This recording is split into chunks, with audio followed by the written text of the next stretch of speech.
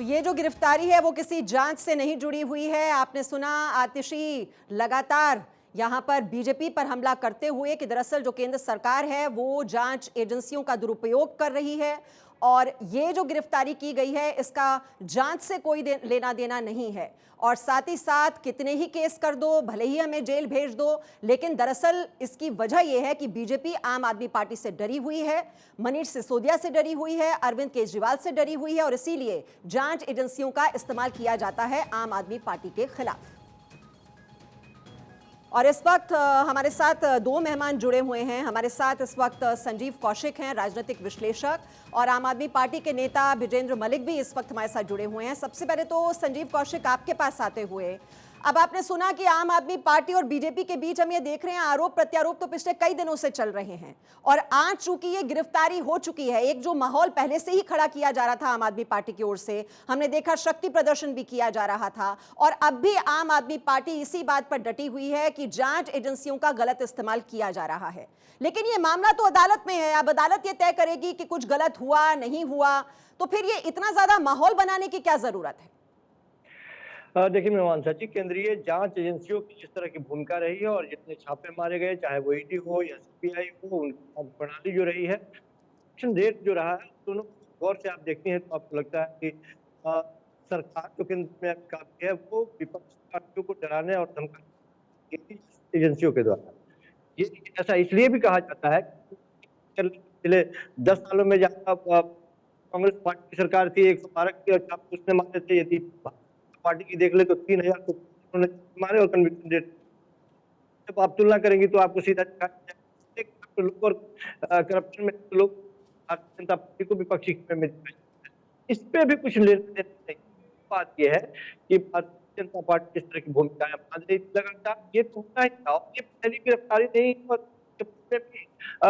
छोड़ने की भी बात नहीं कि कोई नई बात होगी। ये जो भारतीय में जिस तरह से भारतीय जनता पार्टी एक नई तरह की परिस्थिति का चलन कर रही है, डराओ धमकाओ और उसके बढ़ते जनाधार को इस तरह से दबाने का प्रयास जनता की घातक है। दिल्ली की जनता देख रही है, ये बात कहने में आप तमाम तरह शिक्षा के क्षेत्र में एक के पत्थर के समान काम किया है और तब पता चलता है जब संजीव जी, जरा आपकी आवाज साफ नहीं हो रही है, साफ नहीं आ पा रही। हम कोशिश करते हैं कि कनेक्शन को एक बार दुरुस्त कर लें और फिर आपके पास लौट कर आएं और आपका रिएक्शन लें।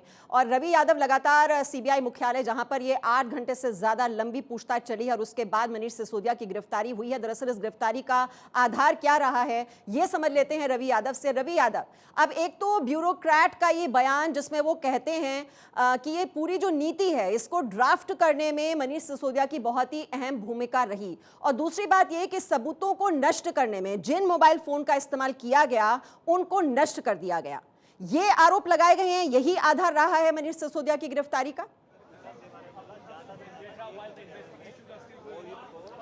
बिल्कुल मीमांसा, मैं आपको बता दूं कि 164 में तो हालांकि जो आपने बताया वही आधार थे, लेकिन फिर भी क्योंकि एक उप मुख्यमंत्री और वो भी दिल्ली जो देश की राजधानी है, और आम आदमी पार्टी आप देख ही रहे हैं कि किस तरह का बवंडर और बवाल काटने में मशहूर है और चीखने चिल्लाने की जो राजनीति सुबह से चल रही थी, उसके बावजूद उस अधिकारी को, जो हमारे सूत्र बता रहे हैं, उस आईएएस अधिकारी को जो है आमने सामने बिठाकर आज पूछताछ की गई है और उसमें बाकायदा ये क्लियर करने की कोशिश जो है जांच एजेंसी ने की है कि जिस तरह से उन्होंने मनीष सिसोदिया के ऊपर जो बातें कही है कि इस लीकर पॉलिसी को बनाने के लिए उनकी अहम भूमिका थी और काफ़ी सारे जो फायदे थे वो लीकर व्यापारियों को पहुंचाने के लिए इस तरह के फैसले लिए गए थे। और कई सारे सवाल, यानी कि पिछले 6 घंटे, यानी अंतिम 2 घंटे में तो उन्होंने जवाब देना ही बंद कर दिया था और 6 घंटे को अंतराल एक भी जवाब जो है वो सटीक और साफ सुथरा जवाब जो है दिल्ली के उप मुख्यमंत्री ने नहीं दिया।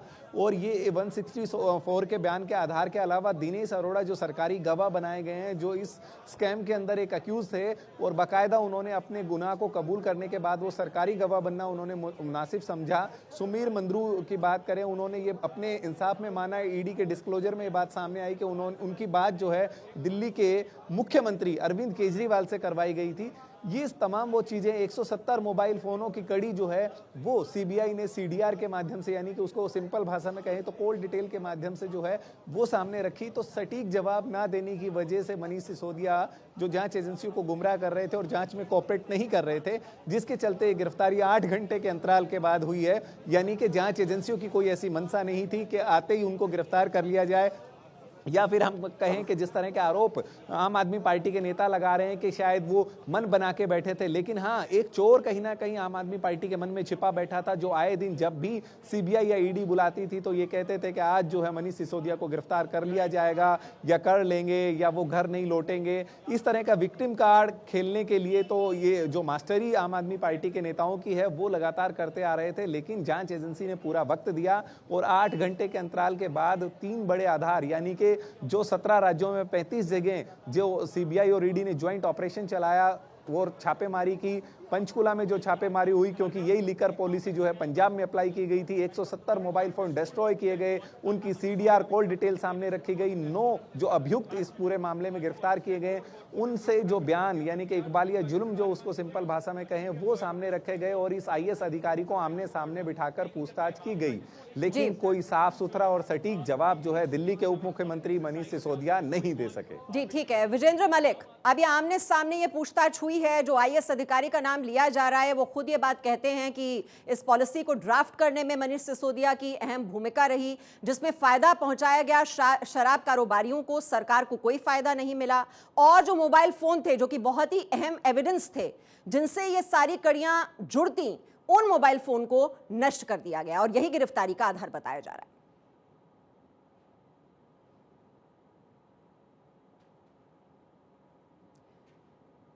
विजेंद्र मलिक, आपको अनम्यूट करना होगा, आपकी आवाज नहीं पहुंच पा रही।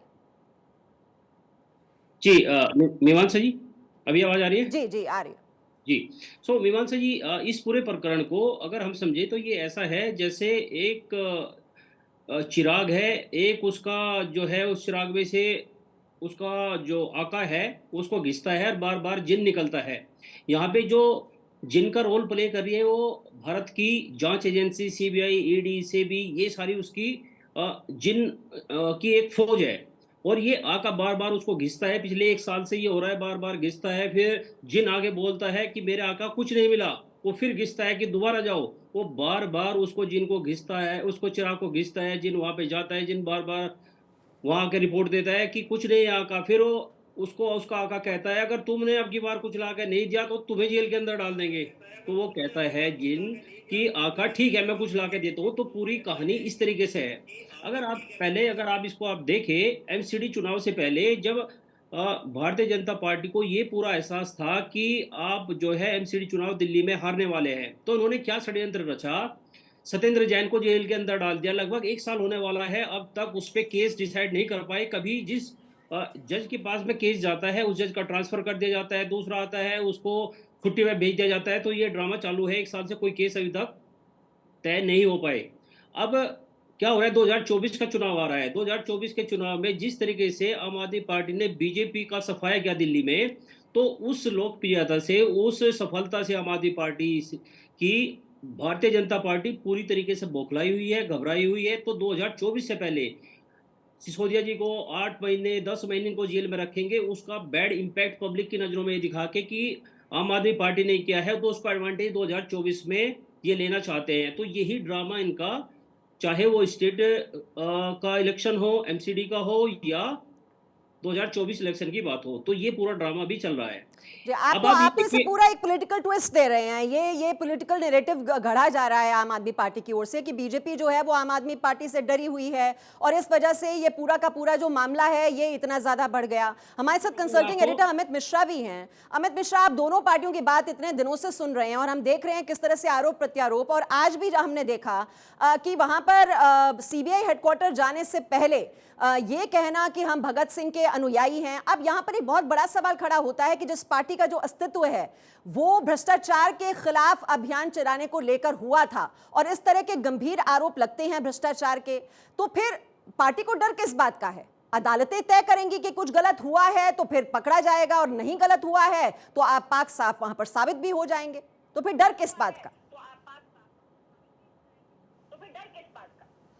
बिल्कुल विमान साहब, मैं इसी का जिक्र बार बार करना चाह रहा था कि जब इस पार्टी की बुनियाद रखी गई थी, आपको याद होगा, और ये पार्टी जंतर मंतर से शुरू हुई थी, अन्ना मूवमेंट हुआ था और देश में एक बड़ी क्रांति हुई थी कांग्रेस सरकार के खिलाफ। लगा कि भ्रष्टाचार के खिलाफ एक ऐसी आवाज आएगी जनता की जो सब कुछ साफ कर देगी, और फिर उस आवाज में के ऊपर भ्रष्टाचार हावी होने लगा। वो प्रक्रिया भारतीय जनता पार्टी की सरकार और इनके बीच जो क्या राजनीतिक उठापटक हुआ उसमें हम लोग नहीं जाते हैं, लेकिन सबसे बड़ी बात यह है कि जनता की जो आकांक्षा थी कि एक साफ सुथरी सरकार देने में ये सफल होंगे, यही आरोप इनके एक मंत्री सत्येंद्र जैन पर लगा। कोर्ट में मामला है, अब मनीष सिसोदिया पर यह आरोप लगा है, और आरोप भी दिल्ली की आबकारी नीति में फेरबदल का है। यानी जिस तरह उस शराब की नीति बनाई गई और उसमें जो जो प्रक्रियाएं अपनाई गई, उस प्रक्रिया पर सवाल खड़े हुए। और यही नहीं, बात यही नहीं रुकी, राजनीतिक तौर पर भारतीय जनता पार्टी और इवन कांग्रेस ने इनके ऊपर यह आरोप लगाया कि जो शराब नीति से इनको पैसा मिला है, उन्होंने इसका दुरुपयोग चुनाव में किया। तो एक ऐसी पार्टी मीमांसा जिसके ऊपर सांच को आंच क्या की कहावत लागू होती है, यानी अरविंद केजरीवाल के छवि पर किसी को कोई शक नहीं, उनकी पार्टी के ऊपर किसी को शक नहीं, तभी तो ये मैंडेट मिलता है इनको।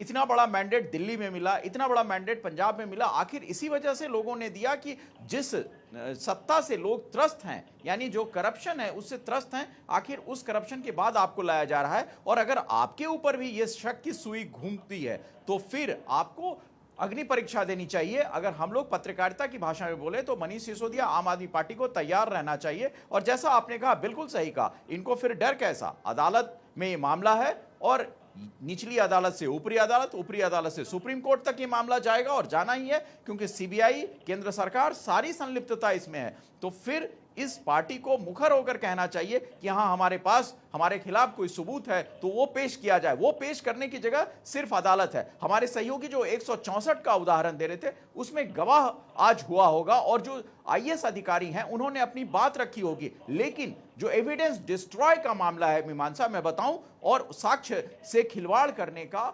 सबूत मिटाने का, कॉन्स्पिरेसी करने का, वो 120B है जो ये लगाया गया होगा इनके ऊपर, इनकी गिरफ्तारी के पहले, और उसके बाद इनकी गिरफ्तारी मुकम्मल की गई होगी। क्योंकि लगभग सीबीआई की यही प्रक्रिया होती है, लंबी पूछताछ, ईडी को आपने देखा होगा, लंबी पूछताछ के बाद ही गिरफ्तार करते हैं। और ये कहा जाता है कि जो हम जानना चाह रहे थे वो नहीं जान पाए। ये एक तरीके का सरकारी प्रक्रिया है, लेकिन ये प्रक्रियाएं जो हैं, सीबीआई को चार्जशीट में मेंशन करना पड़ेगा कि आखिर मनीष सिसोदिया की भूमिका क्या थी, मनीष सिसोदिया ने क्या बयान दिए, ये चार्जशीट में मेंशन होगा, और उसी चार्जशीट के आधार पर सीबीआई कोर्ट में इनके खिलाफ पूरा पुख्ता प्रमाण रखेगी। उस चार्जशीट में किसका किसका नाम है, ये लंबी प्रक्रिया हो जाएगी। लेकिन प्रक्रियाओं का दौर न्यायालय में इसी तरह गुजरता है मीमांसा। फिर भी राजनीतिक तौर पर ये एक ऐसी प्रक्रिया है जिसमें सवाल भारतीय जनता पार्टी पर भी उठ जाते हैं कि आखिरकार हर बार विपक्ष के नेता पर ही निशाना क्यों। ये जो सवाल आम आदमी पार्टी उठा रही है वो भी लाजमी हो जाता है इस वक्त में। और यहां एक चीज देखने की बात होगी कि भारतीय जनता पार्टी को आगे बढ़कर अपनी छवि भी साफ करने की कोशिश करनी पड़ेगी कि ना सिर्फ आम आदमी पार्टी या विपक्ष के ऊपर ही ये सवाल नहीं है, जहां जहां भ्रष्टाचार है, करप्शन है, वहां ये सवाल हैं, उनके हों, हमारे हों, इनके हों, ये सवाल तब तक जारी रहेगा, सीबीआई तब तक जांच करती रहेगी, ईडी तब तक जांच करती रहेगी जब तक करप्शन रहेगा। तो सारे राजनीतिक दलों का जो चेहरा है, मुझे लगता है साफ तौर पर दिखेगा। बिल्कुल विजेंद्र मलिक, वही बात हो रही है कि एक ये प्रक्रिया है और जो अदालती प्रक्रिया होती है उससे तो गुजरा ही जाएगा, क्योंकि ये सारे जो सवाल हैं जो खड़े किए गए हैं, वो ठीक है कि आपकी राजनीतिक यहाँ पर रस्साकशी चल रही है, लेकिन आम आदमी भी तो ये जानना चाहता है कि जो ये आबकारी नीति बनाई गई, ये फिर वापस क्यों ली गई। अगर ये बिल्कुल ठीक थी तो सवाल तो ये भी बीजेपी की ओर से बार बार पूछा जा रहा है। और आरोप तो यहां तक लगे हैं कि जो 100 करोड़ किकबैक्स के रूप में मिले थे, उसका इस्तेमाल पार्टी ने गोवा चुनाव में किया है। और ये एक शख्स की गिरफ्तारी भी इसमें हो चुकी है जो एडवर्टाइजिंग एजेंसी से जुड़े हुए हैं। तो कहीं ना कहीं कोई मनी ट्रेल तो मिली होगी, तभी वो गिरफ्तारी हुई है। विजेंद्र मलिक, देखो शराब नीति में अभी सबसे चार्जशीट को मैं लेके ये कह रहा था कि चार्जशीट में अगर आप देखें अब तक की जो चार्जशीट दी गई थी सीबीआई के द्वारा, तो उसमें मनीष सिसोदिया जी का नाम नहीं था। पिछले 8 साल में 3000 से ज़्यादा सीबीआई ने रेड की, जिसमें 0.5% का कन्विक्शन रेट है। ये अपने आप में एक डाउटफुल चीज़ है। एक छोटा सा एग्जाम पास करने के लिए हमें 33% मार्क्स की जरूरत होती है। भारत की सबसे टॉप जांच एजेंसी जिसका वर्ल्ड में रैंक है, वो जाके उसका कन्विक्शन रेट 0.5% में। तो इसके पीछे क्या है? इसके पीछे गवर्नमेंट बीजेपी भारतीय झूठा पार्टी जो है, इसकी सीधा सीधा उस एजेंसियों को गलत तरीके से प्रेशर बनाने के लिए, पब्लिक में इमेज खराब करने के लिए उसका मिसयूज ये हो रहा है इस देश में। अभी अमित मिश्रा जी ने बात कही कि मैंडेट जो है बीजेपी को मिला था, आम आदमी पार्टी को मिला था। मैं इनसे पूछता हूं कि जो सेंट्रल गवर्नमेंट में मैंडेट पूरी देश की जनता ने बीजेपी को दिया था, वो ये दिया था कि आप पूरे देश को, हमारे देश का बजट का जो 44 लाख करोड़ का बजट है, उसका एक महीने में लगभग 12 लाख करोड़ अडानी को मतलब अडानी की कंपनी से डूब जाता है इस देश का पैसा। उस सारी संसाधनों को अडानी के हाथों में बेच देना। तो देश ने मैंडेट बीजेपी को इसलिए दिया था कि अडानी को पूरा देश लुटा देना, कि इस देश से उससे वो सुचारू रूप से इसको चलाए, एक पब्लिक को, एक आम आदमी को, इस देश की जनता को लाभान्वित करे इस देश का प्रधानमंत्री। एक चीज। दूसरी चीज, आप कह रहे हैं शराब नीति को लेके, पहले जो शराब नीति दिल्ली में थी, उसमें जितने शराब के ठेके दिल्ली में थे, उसमें से जब नई पॉलिसी आई तो राज्यपाल और सारी इनकी बीजेपी सरकार ठीक ने है, मिलकर चार ठेके कम दिए। चार ठीक है। ठेके मैं आपको रोक रही हूं। इस बीच जो ट्वीट किया गया है अरविंद केजरीवाल की ओर से, वो भी हम दर्शकों को बता दें। और सिसोदिया की गिरफ्तारी पर बोले हैं अरविंद केजरीवाल, मनीष बेकसूर हैं, उनकी गिरफ्तारी गंदी राजनीति है। मनीष की गिरफ्तारी से लोगों में बहुत रोष है, लोग सब देख रहे हैं, लोगों को सब समझ में आ रहा है, लोग इसका जवाब देंगे। तो ये ट्वीट किया गया है अरविंद केजरीवाल की ओर से कि ये सब राजनीति से प्रेरित है। इससे पहले हमने आतिशी को भी सुना, जो संजय सिंह हैं, उनकी ओर से भी यही कहा जा रहा है कि ये पॉलिटिकली मोटिवेटेड है। और यहां पर हम पहले दिन से देख रहे हैं, मुझे याद है जब अक्टूबर में भी इसी तरह से ये 9 घंटे जब लंबी पूछताछ हुई थी, तभी से आम आदमी पार्टी ये कहने लगी थी कि गिरफ्तारी होने वाली है। अब ये आम आदमी पार्टी को पहले से कैसे पता चल जाता है कि गिरफ्तारी होने वाली है? सबसे पहले तो विजेंद्र जी मुझे इस सवाल का जवाब दीजिए। आज भी सुबह से ही ये माहौल था कि गिरफ्तारी होगी, गिरफ्तारी होगी। अब जब गिरफ्तारी हो गई तो आप कहते हैं कि ये तो राजनीति से प्रेरित है। थोड़ी देर पहले आपको कहा, आम आदमी पार्टी इनके षड्यंत्र को जान चुकी है। ये 0.5% का कन्विक्शन रेट जो मैंने आपको बताया, इससे ये पता लग जाता है कि झूठे केस में कि 2024 का चुनाव आ रहा है। मैं फिर से एक बार दोहराना चाहूंगा, एमसीडी चुनाव से पहले जैसे नहीं सत्येंद्र जैन विजेंद्र को जी, हटा चुनाव दिया, तो देश में ये हमेशा उसको- होते रहते हैं। पहले आपने गुजरात चुनाव से जोड़ दिया, अब दिल्ली के एमसीडी चुनाव से जोड़ दिया। अब कौन से चुनाव है? अभी तो 1 साल बाकी है। अब ऐसे तो फिर जांच एजेंसियां फिर काम करना ही बंद कर दें देश तो में। 10 महीने रखेंगे ना, 10 महीने रखेंगे ना, उसका ढिंडोरा पीटेंगे ना। ये कि मनीष सिसोदिया को हमने, आम आदमी पार्टी भ्रष्टाचार कर रही थी। अब आप देखिए भ्रष्टाचार कैसे है। शराब नीति में मैं आपको कोई फैक्ट बताता हूँ। जितने सरकारी ठेके पहले दिल्ली में थे, जब आम आदमी पार्टी नई नीति को लेकर आए, उनमें से 4 ठेके कम थे। अच्छा, उसके बाद में क्या हुआ? राज्यपाल ने 100 से ज्यादा ठेके खुलने ही नहीं दिए। जब उससे रेवेन्यू लॉस होने लगा तो ये पुरानी नीति दिल्ली में लाई गई। तो ये सारा षड्यंत्र जो लेफ्टिनेंट गवर्नर के थ्रू जो दिल्ली में हो रहा है, काम नहीं करने दिया जा रहा है, वही ड्रामा पंजाब में एलजी के थ्रू हो रहा है, गवर्नर के थ्रू हो रहा है, वही ड्रामा एलजी के द्वारा दिल्ली में हो रहा है। तो ये आम आदमी पार्टी को, आपका क्वेश्चन जो था कि कैसे पता लग जाता है, इनका जो षड्यंत्र है, सीबीआई की अब तक की जो परफॉर्मेंस रही है वो डाउटफुल है, वो उस पर बहुत बड़ा क्वेश्चन मार्क है। लेकिन विजेंद्र जी, इसलिए पहले पता लग जाता है। गिरफ्तारी भी इसके पीछे देखिए ये कि सारी तुरंत साजिश नहीं है। हो गई। पहले जांच ये- एजेंसियां ये बात कहती रही कि अभी जांच प्रक्रिया चल रही है। जब कभी कुछ सबूत ऐसे मिलते हैं, उसी बिना पर गिरफ्तारी होती है। पहले हमने देखा जब ईडी की ओर से CBI चार्जशीट थी, उसमें उनका नाम नहीं था। सीबीआई की CBI के चार्जशीट में 5 उनका नाम नहीं आया। तब ये सवाल हुआ कि जब चार्जशीट में ही नाम नहीं है तो उनका कोई दोष नहीं है। अब जब आईएएस अधिकारी जो हैं वो उनके खिलाफ बयान दे रहे हैं कि इस नीति को बनाने में उनकी भूमिका रही है, तो मामला तो अदालत में जाएगा। तो इंतजार कीजिए। अब ये लगातार ये पॉलिटिकल बयानबाजी करना, ये कहां तक सही है? 500 सीबीआई के ऑफिसर इस पे काम कर रहे हैं, बाकी हजारों दूसरी एजेंसियों के आदमी काम कर रहे हैं। क्या सीबीआई को आप इतना नाकाम एजेंसी मानते हैं कि उसको 1 साल हो गया, उसने चार्जशीट कर दिया, मनीष सिसोदिया जी को दोषी नहीं ठहरा रहे, और आज ही जाके उसको पॉलिटिकल ड्रामा देने के लिए, अपना पॉलिटिकल एडवांटेज लोकसभा चुनाव में लेने के लिए, और सिसोदिया जी को आज जबरदस्ती, जैसे मैंने जिनकी और उसके जो है आका की बात बताई, तो वो ये सारा ड्रामा है। अमित मिश्रा, ये पूरी तरह से इसको पॉलिटिकल ट्विस्ट देकर आप भ्रष्टाचार को ये छिपाने की, दबाने की कोशिश, या किस रूप में इसे देखा जाए, समझा जाए? सीबीआई को ये माने कि सीबीआई के बस का 1 साल में सीबीआई से बस के बाहर की चीज है ये कि जी उसके विजेंद्र जी, 500 मेरा सवाल ऑफिसर। अमित मिश्रा जी से था। अमित मिश्रा, इस पर थोड़ा रोशनी डालें कि जो हम ये देख रहे हैं, ये राजनीतिक रस्साकशी जो इस वक्त चल रही है, और लोगों में भी बहुत कंफ्यूजन होती है इस सब की वजह से, ये सुनकर, क्योंकि बीजेपी आम आदमी पार्टी को घेरती है, आम आदमी पार्टी बीजेपी को घेरती है। पिछले 1 साल से हम ये होता हुआ देख रहे हैं। अमित मिश्रा। बिल्कुल मीमांसा, देखिए, राजनीतिक दलों को या तो संविधान पर, कोर्ट पर एतवार करना पड़ेगा, और नहीं तो फिर उनके लिए एक ही जगह होती है लोकतंत्र में, वो है जनता की अदालत। तो अगर आप, हर पॉलिटिकल पार्टी ये कहती है कि वो संविधान में अपना विश्वास रखती है, तो संविधान के मातहत कोर्ट हैं, तो आपको कोर्ट में भी विश्वास रखना पड़ेगा। अगर सीबीआई का दुरुपयोग हो रहा है तो उस दुरुपयोग के लिए आप कोर्ट जा सकते हैं कि हाँ, सीबीआई जो संस्था है, उस संस्था का सरकार दुरुपयोग कर रही है, उसके लिए आप कोर्ट जा सकते हैं। क्या आम आदमी पार्टी गई? नहीं।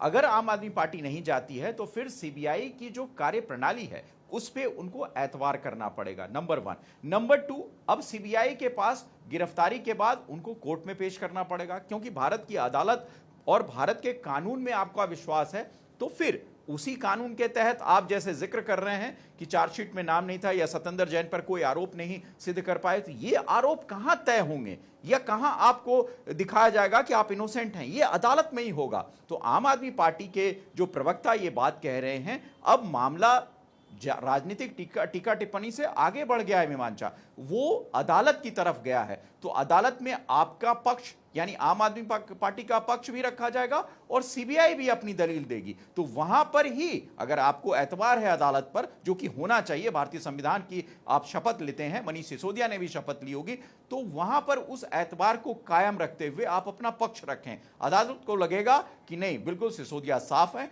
तो वहीं आपको बरी कर दिया जाएगा। ऐसी कई घटनाएं हुई हैं जो सीबीआई ने दर्ज किए मामले, और उसमें जो आरोपी था वो बरी हो गया। तो ये एक प्रक्रिया है, और मुझे लगता है कि एक राजनीतिक दल को इतना संयम तो बरतना चाहिए कि अगर मामला सीबीआई की तरफ से जबरदस्ती की गई है तो वो भी अदालत देखेगी कि हाँ, क्या सीबीआई ने जानबूझकर फंसाया है, किसी के प्रेशर में फंसाया है, और कोर्ट में एविडेंस चलता है मीमांसा। वहां पर ऐसी चीजें, ऐसी दलील नहीं चलती हैं जहां आपके पास साक्ष्य ना हो। तो कोर्ट में अगर सीबीआई के पास ठोस प्रमाण होंगे, जिन प्रमाण के आधार पर उन्होंने गिरफ्तार किया है उसको मेंशन चार्जशीट में करेगी, तो वो एक प्रमाण के तहत जाएगी। इनके वकील जो होंगे वो अपना तर्क देंगे और अपनी जो इनोसेंसी है उसको वहां पर रखेंगे। कोर्ट ये मामला देखेगा, इसलिए इनको एतवार करना पड़ेगा और थोड़ा संयम बरतना पड़ेगा, क्योंकि जनता का विश्वास है। जनता में अगर ये कह रहे हैं कि हमारे साथ भारतीय जनता पार्टी बहुत ही ज्यादती कर रही है, और भारतीय जनता पार्टी ये कह रही है कि आम आदमी पार्टी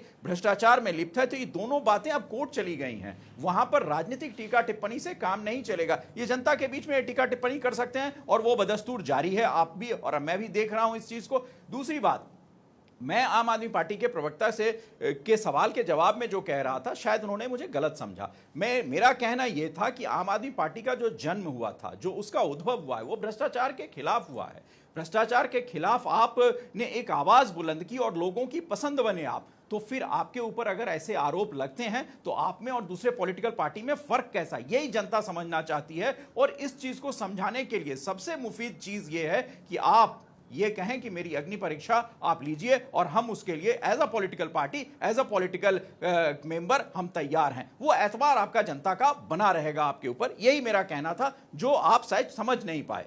जी जी बिल्कुल, और इस पर मैं जरूर रिएक्शन लूंगी। विजेंद्र हमारे साथ लगातार बने हुए हैं, लेकिन इस बीच सीबीआई मुख्यालय पर रवि यादव हमारे सहयोगी हैं। रवि यादव, अब वहां पर आप किस तरह की हलचल देख रहे हैं जब से गिरफ्तारी हुई है मनीष सिसोदिया की, और कल अदालत में उनकी पेशी होगी, उसको लेकर क्या अपडेट अभी मिल रहा है आपको?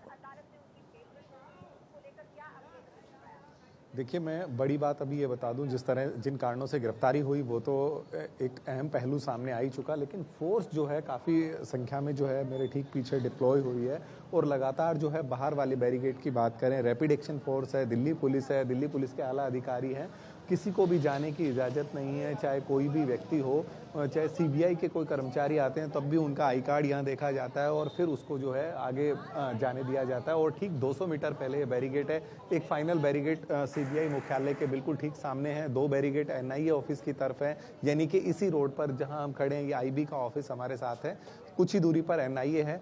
तो ये जो सुरक्षा के इंतजामात हैं वो बेहद जो है टाइट कर दिए गए हैं। और जैसा कि हमने आपको बताया था कि अभी फ़िलहाल की बात करें तो अब जो कागज़ों की कार्रवाई है, जिस तरह की गिरफ्तारी है, उसको अमली जामा पहनाए जाने का काम जो है वो चल रहा है। और अभी जो ताज़ा अपडेट आ रही है वो दिल्ली के एलजी और दिल्ली के मुख्यमंत्री यानी कि दिल्ली के चीफ सेक्रेटरी को वो सूचना जो है औपचारिक रूप से भेजी जा रही है और चंद मिनटों बाद ये सूचना उनको पहुंच भी जाएगी कि दिल्ली के उप मुख्यमंत्री को गिरफ्तार कर लिया गया है।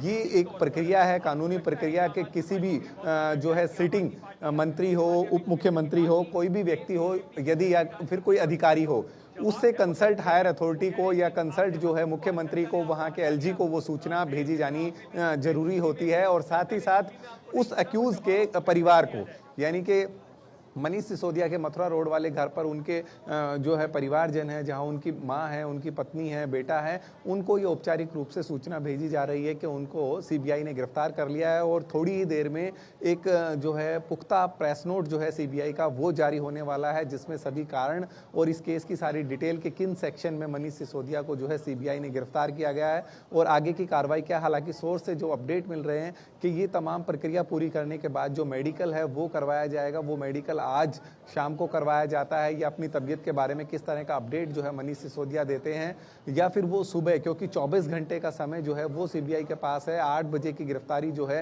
वो 8 घंटे के अंतराल की गिरफ्तारी 7:30 बजे के करीब दिखाई गई है और 24 घंटे में राउज एवेन्यू कोर्ट में पेश करना है। हालांकि अभी जो सूचना आ रही है कि कल लंच के बाद जो है तमाम प्रक्रिया। सत्येंद्र जैन गिरफ्तार होने वाले हैं। भारतीय जनता पार्टी ने कहा आम आदमी पार्टी झूठ बोल रही है, सहानुभूति बटोरने की कोशिश कर रही है। ऐसा कुछ नहीं चल रहा। और कुछ दिनों बाद आपने देखा सत्येंद्र जैन साहब को गिरफ्तार कर लिया गया। हमने कहा कि अब टारगेट पे मनीष सिसोदिया हैं, आम आदमी पार्टी के दूसरे नंबर के नेता हैं, सरकार में दूसरे नंबर के नेता हैं।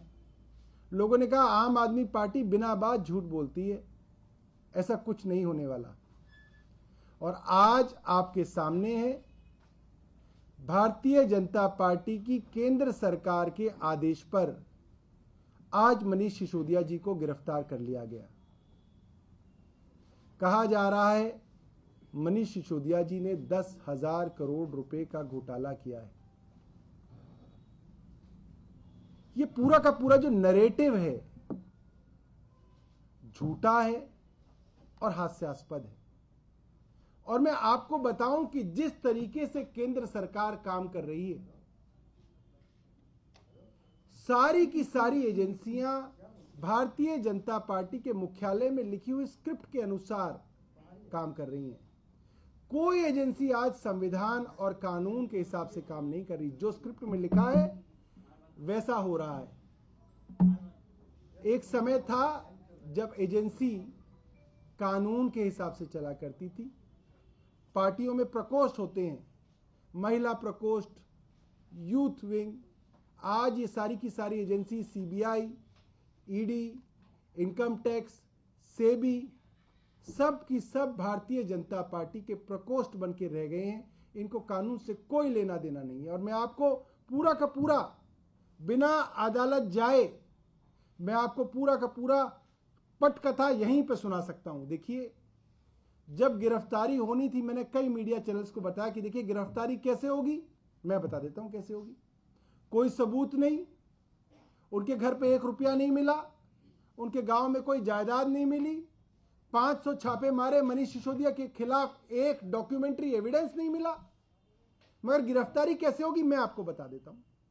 आप किसी बड़े नेता को बुलाइए, कहिए पूछताछ हो रही है, 8 घंटे बिठाइए, छोड़ दीजिए, फिर दोबारा बुला लीजिए, तिवारा बुला लीजिए और फिर कहिए मनीष सिसोदिया कोऑपरेट नहीं कर रहे।